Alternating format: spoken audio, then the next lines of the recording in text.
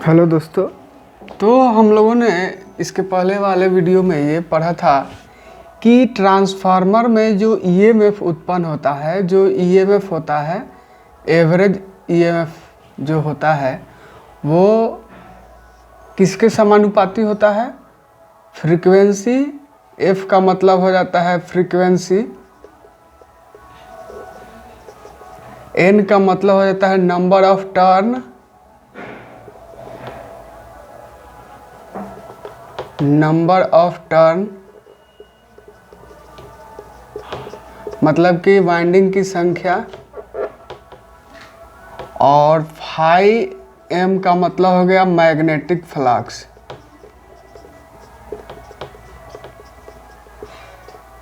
Magnetic flux, ठीक है। तो अब इसके बाद हम लोग इसके आगे बढ़ेंगे, ठीक है। ये एवरेज होता है, ये एवरेज इसको बोला जाता है, ठीक है। देखिए, जैसे ट्रांसफार्मर में जितना ईएमएफ उत्पन्न हुआ, जैसे कि मान लीजिए कि आपका ये प्राइमरी वाइंडिंग है और फिर इसी के ऊपर सेकेंडरी वाइंडिंग है, ठीक है।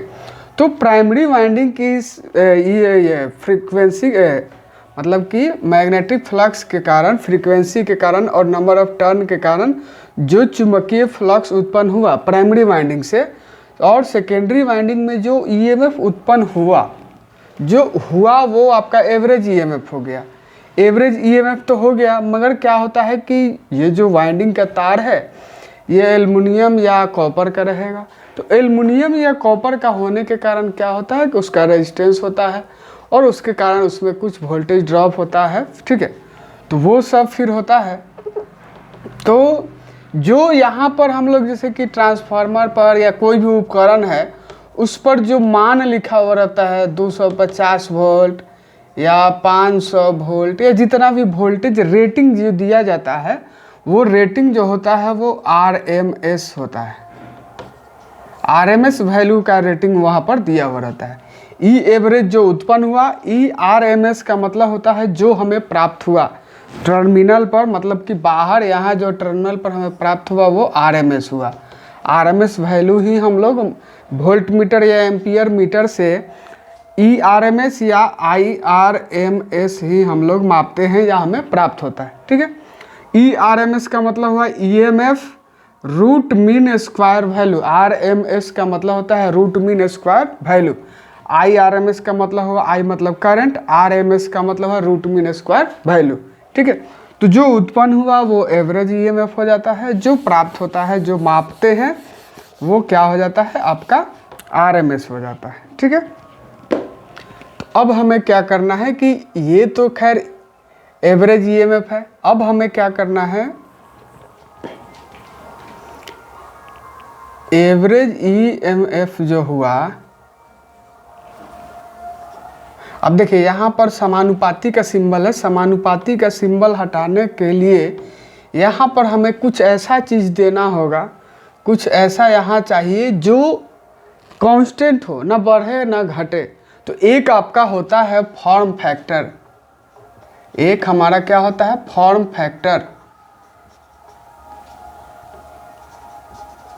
फॉर्म फैक्टर जो होता है एवरेज, ई एवरेज और ई आरएमएस दोनों का अनुपात होता है फॉर्म फैक्टर। इसको के एफ से सूचित किया जाता है फॉर्म फैक्टर, ठीक है। एसी थ्योरी जब पढ़े होंगे तो ठीक है, नहीं तो फिर आगे हम तो पढ़ाएंगे, ठीक है। तो एसी थ्योरी में जाके आपको पता चलेगा कि फॉर्म फैक्टर क्या होता है, और फॉर्म फैक्टर का मान हमेशा 1.11 होता है, 1.11 होता है, ठीक है। तो यहाँ पर हम क्या करेंगे, के एफ हो गया into 4 into F into N into 5n, यहाँ ई आर एम एस रहेगा, ठीक है। ये हो गया। अब देखिए ये तो कांस्टेंट है, फॉर्म फैक्टर है। अब ये जो है ये किसी के बराबर में हो जाएगा।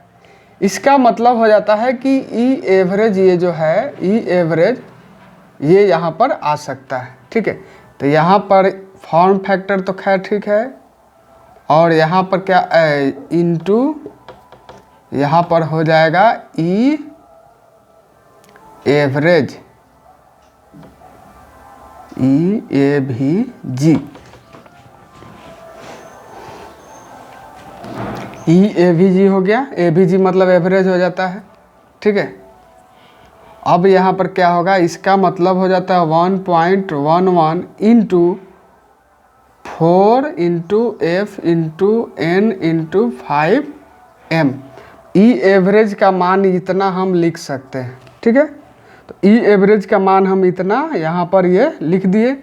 अब ये आपका हो जाएगा ERMS बराबर, ये जब गुना करेंगे तो 4.44 into F into N into 5m, इतना हो जाएगा। ये आपका एक सूत्र हो जाएगा, ठीक है। ये आपका क्या होगा कि RMS वैल्यू वोल्टेज का अगर निकालना है तो ये सूत्र हो गया 4.44 into frequency into number of turn into magnetic flux. ये आपका एक सूत्र हो जाएगा, ठीक है। तो ये हमारा सूत्र हो गया, ठीक है, ये हो गया। अब इसके बाद देखिए एक और चीज़ हमें इसमें देखना है आगे। पहले इसको मिटा देते हैं।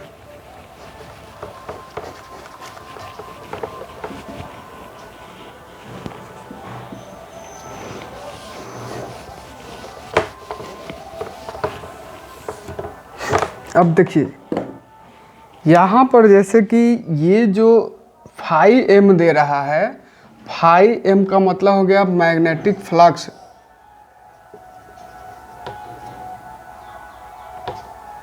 मैग्नेटिक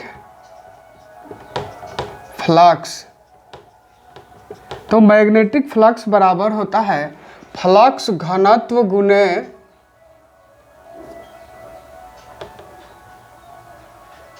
फ्लक्स घनत्व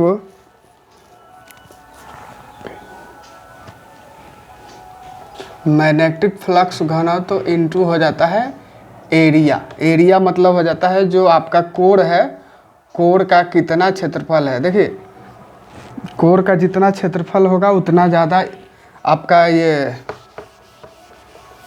EMF उत्पन्न होता है। अब मतलब ये क्या बोलते हैं इसको, चुंबकीय फ्लक्स आपका उत्पन्न होगा। जितने ज़्यादा चुंबकीय फ्लक्स उत्पन्न होगा उतना ही ज़्यादा आपको EMF प्राप्त होगा, ठीक है।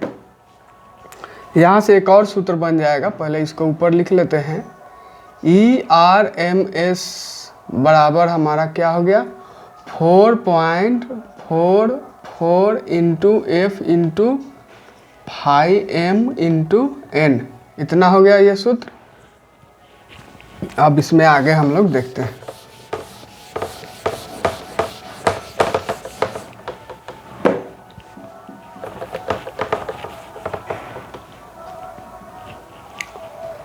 तो यहाँ पर हमने क्या देखा कि 5m का मतलब हो गया flux, magnetic flux.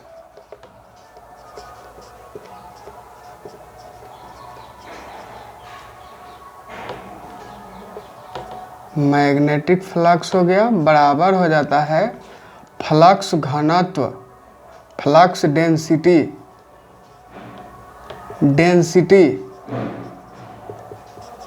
Flux density, इसको फ्लक्स घनत्व भी कहा जाता है हिंदी में, फ्लक्स घनत्व भी कहा जाता है।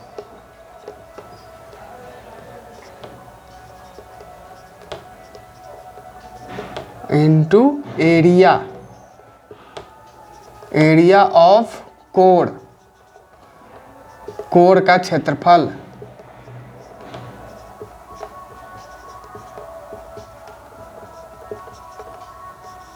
तो देखिए 5m यानी कि मैग्नेटिक फ्लक्स जो होता है वो किसके बराबर होता है, फ्लक्स डेंसिटी और एरिया ऑफ कोर, यानी कि फ्लक्स घनत्व और कोर का क्षेत्रफल, ठीक है। तो फ्लक्स डेंसिटी जो होता है, फ्लक्स घनत्व जो होता है उसे B से सूचित किया जाता है, कैपिटल B से सूचित किया जाता है। और एरिया का जो है क्षेत्रफल को जो है A से सूचित किया जाता है।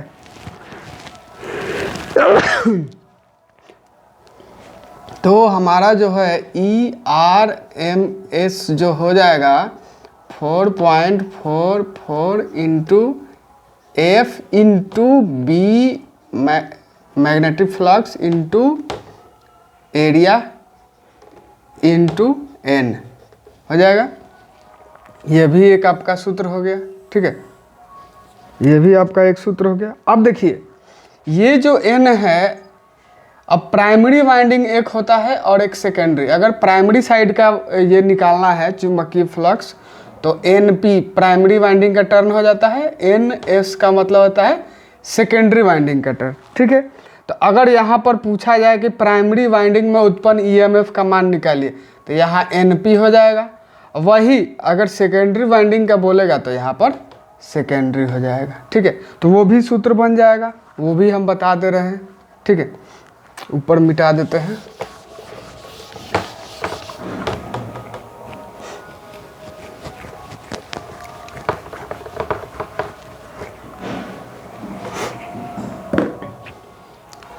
आपका हो गया जब प्राइमरी वाइंडिंग हो जाएगा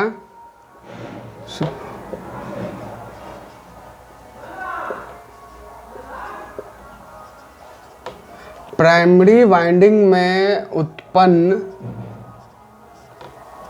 EMF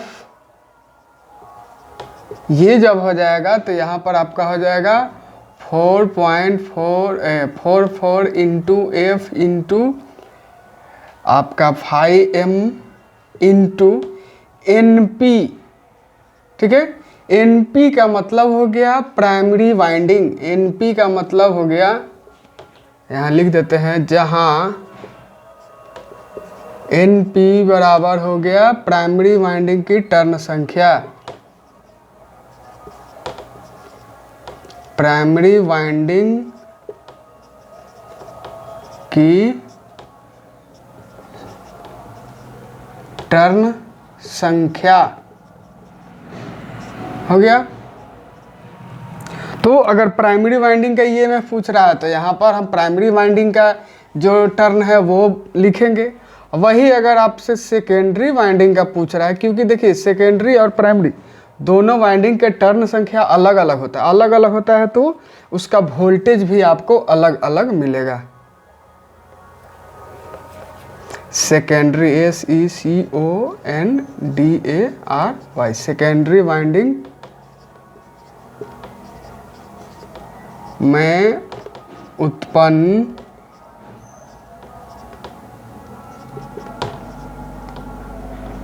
EMF ये हो गया आपका 4.44 into F into 5M into NS, ठीक है, जहाँ NS बराबर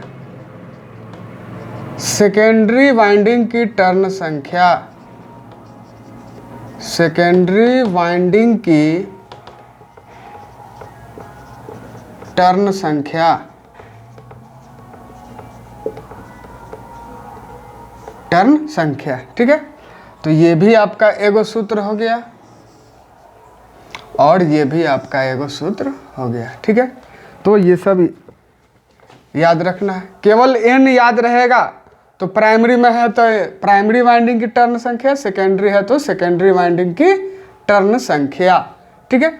E हो गया, NP और NS ये याद रखिएगा। P मतलब प्राइमरी वाइंडिंग की टर्न संख्या, S मतलब सेकेंडरी वाइंडिंग की टर्न संख्या, ठीक है। इसके बाद आगे हम लोग देखते हैं, अगला हमारा जो टॉपिक है वो है ट्रांसफॉर्मेशन रेशियो, परिनमन अनुपात। तो देखिए ट्रांसफॉर्मेशन रेशियो का मतलब होता है कि किसी भी ट्रांसफार्मर के प्राइमरी वाइंडिंग की टर्न संख्या और सेकेंडरी वाइंडिंग की टर्न संख्या दोनों का अनुपात आपका ट्रांसफॉर्मेशन रेशियो कहलाता है। मतलब प्राइमरी में कितना EMF उत्पन्न हुआ और सेकेंडरी में कितना EMF उत्पन्न हुआ, वो दोनों का अनुपात ट्रांसफॉर्मेशन रेशियो, परिनमन अनुपात कहलाता है। या प्राइमरी वाइंडिंग में जो वोल्टेज उत्पन्न हो रहा है और सेकेंडरी वाइंडिंग में जो वोल्टेज उत्पन्न हो रहा है, ईएमएफ उत्पन्न हो रहा है, उसका अनुपात ट्रांसफॉर्मेशन रेशियो कहलाता है। ठीक है, या प्राइमरी वाइंडिंग और सेकेंडरी वाइंडिंग में उत्पन्न करंट का अनुपात भी ट्रांसफॉर्मेशन रेशियो कहलाता है। ट्रांसफॉर्मेशन रेशियो का मतलब हो गया कि प्राइमरी वाइंडिंग की टर्न संख्या या प्राइमरी वाइंडिंग में उत्पन्न वोल्टेज का मान या प्राइमरी वाइंडिंग में उत्पन्न करंट का मान, ये तीनों में से कोई भी प्राइमरी और सेकेंडरी, या तो वाइंडिंग का टर्न संख्या हो या वोल्टेज हो या करंट हो, तीनों का जो अनुपात होता है वो ट्रांसफॉर्मेशन रेशियो कहलाता है। क्या कहलाता है? ट्रांसफॉर्मेशन रेशियो कहलाता है। ट्रांसफॉर्मेशन रेशियो को हम लोग के से सूचित करते हैं, कैपिटल के जो होता है उससे सूचित किया जाता है। ठीक है, तो अगर परिभाषा लिखना चाहते हैं तो लिख सकते हैं, किसी भी ट्रांसफार्मर के सेकेंडरी वाइंडिंग में उत्पन्न वोल्टेज या वाइंडिंग के टर्न की संख्या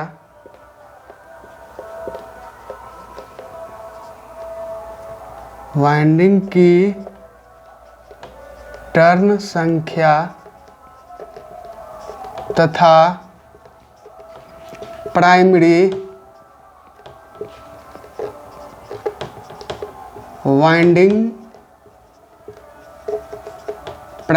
वाइंडिंग में उत्पन्न वोल्टेज या ईएमएफ लिख सकते हैं, वोल्टेज ईएमएफ एक होता है, उत्पन्न वोल्टेज तथा वाइंडिंग टर्न की संख्या का अनुपात वाइंडिंग टर्न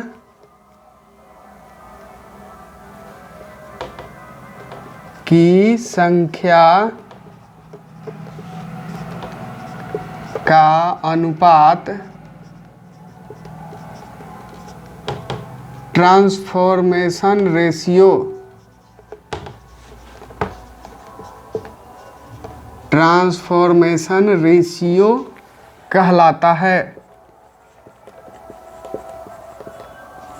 कहलाता है। इसे कैपिटल के से सूचित किया जाता है। इस पर देखिए बहुत सारा क्वेश्चन आता है, जैसे आपको दे देगा कि प्राइमरी वाइंडिंग की टर्न संख्या इतना है, सेकेंडरी वाइंडिंग की टर्न संख्या इतना है, प्राइमरी वाइंडिंग में उत्पन्न वोल्टेज इतना है, तो सेकेंडरी वाइंडिंग में उत्पन्न वोल्टेज का मान बताए। ठीक है, तो इस पर बहुत सारा क्वेश्चन भी बनता है। तो अब हम लोग देख सकते हैं, ये के बराबर हो गया ट्रांसफॉर्मेशन रेशियो, के बराबर हो गया VS/VP, सेकेंडरी वोल्टेज बटा प्राइमरी वोल्टेज। ठीक है, बराबर ये सेकेंडरी वाइंडिंग बटा ये हो जाता है प्राइमरी वाइंडिंग। ठीक है, और जब करंट में आ जाइएगा तो ये आपका हो जाता है प्राइमरी करंट बटा ये सेकेंडरी करंट। ये आपका एक सूत्र हो जाता है, फॉर्मूला हो गया आपका ये आपका सूत्र एक हो जाएगा। ठीक है, इसको भी या ई भी लिख सकते हैं, भी लिख सकते हैं, अगर कहीं कहीं बुक में दे देता है ई, ज़्यादातर तो ई ही देता है, हम समझाने के लिए भी लिखे हैं। देखिए ई का मतलब हो गया EMF, भी का मतलब हो जाता है वोल्टेज। ठीक है, तो EMF को चूंकि हम लोग वोल्टेज में मापते हैं इसलिए हम ई या भी कोई भी लिख सकते हैं। ठीक है, तो ये हमारा एक सूत्र हो गया ट्रांसफॉर्मेशन रेशियो। अब इसमें कोई भी तीन संख्या आपको मिलेगा, जैसे मान लीजिए कि यही दो को ले लेते हैं, ये टर्न की संख्या, सेकेंडरी टर्न और प्राइमरी टर्न, और यहाँ पर हो गया प्राइमरी करंट और सेकेंडरी करंट। यहाँ पर मान लीजिए कि ये मान दिया हुआ है, ये भी दिया हुआ है, ये दिया हुआ है, प्राइमरी करंट का मान निकालना है, आसानी से निकाल सकते हैं। ठीक है, इसके बाद हम लोग इस पर क्वेश्चन बनाएंगे। ठीक है, क्वेश्चन है हमारा कि किसी 3 फेज 33/11 के भी ट्रांसफार्मर की सेकेंडरी वाइंडिंग में प्रति फेज टर्न की संख्या 400 है, तो प्राइमरी टर्न की संख्या ज्ञात करें या निकालें। ठीक है, तो यहाँ हमारा क्वेश्चन में क्या क्या दिया हुआ है, देखिए ये NP दिया हुआ है। सबसे पहले दिया हुआ है ES बराबर हो गया, सेकेंडरी का हो गया 11,000, EP यानी कि प्राइमरी का हो गया 33,000, kV का मतलब किलो होता है, और वही अगर kV हो जाएगा तो किलो तो 11 हो जाएगा, 3 जीरो हट जाएगा। ठीक है, अब यहाँ पर दिया हुआ है, फिर क्या दिया हुआ है, NS का मान दिया हुआ है 400 टर्न प्रति फेज। देखिए अगर 3 फेज का ट्रांसफार्मर है तो तीनों में सेम टर्न की संख्या रहेगा।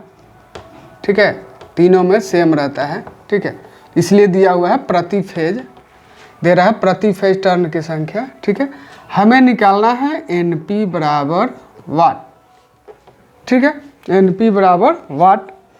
अब यहाँ पर हम लोग क्या करेंगे, सूत्र, तो सूत्र क्या होता है, फार्मूला हमारा क्या है, K बराबर ES बाई EP बराबर NS बाई NP हो गया। ये सूत्र है, ट्रांसफॉर्मेशन रेशियो बराबर है। तो ये हटा देंगे, इससे हमको मतलब नहीं। यहाँ पर ये मान हम भरेंगे और फिर ये हमको निकालना है। तो ES का मान कितना है, 11, 1 2 3 11,000 बटा EP का मान है 33,000 बराबर NS 400 बटा NP का मान हमें निकालना है, पता नहीं है। अब यहाँ पर हम लोग काटेंगे 1 2 3, 1 2 3, 3 जीरो से 3 जीरो कट गया, फिर 11 से 3 बार में 11 तिया 33 कट जाएगा, बच गया कितना 1/3 बराबर 400 बट्टा में NP। अब यहाँ से क्रॉस मल्टीप्लिकेशन करेंगे तो NP बराबर हो जाएगा 400 गुने 3 यानी कि 1200 टर्न। आपका हो गया आंसर। हमारा NP कितना आ गया, 1200। तो ऐसे क्वेश्चन अगर आता है, ये चारों में से कोई एक संख्या निकालना हो, या मान लीजिए कि यहाँ पर करंट का ही दे रहा है,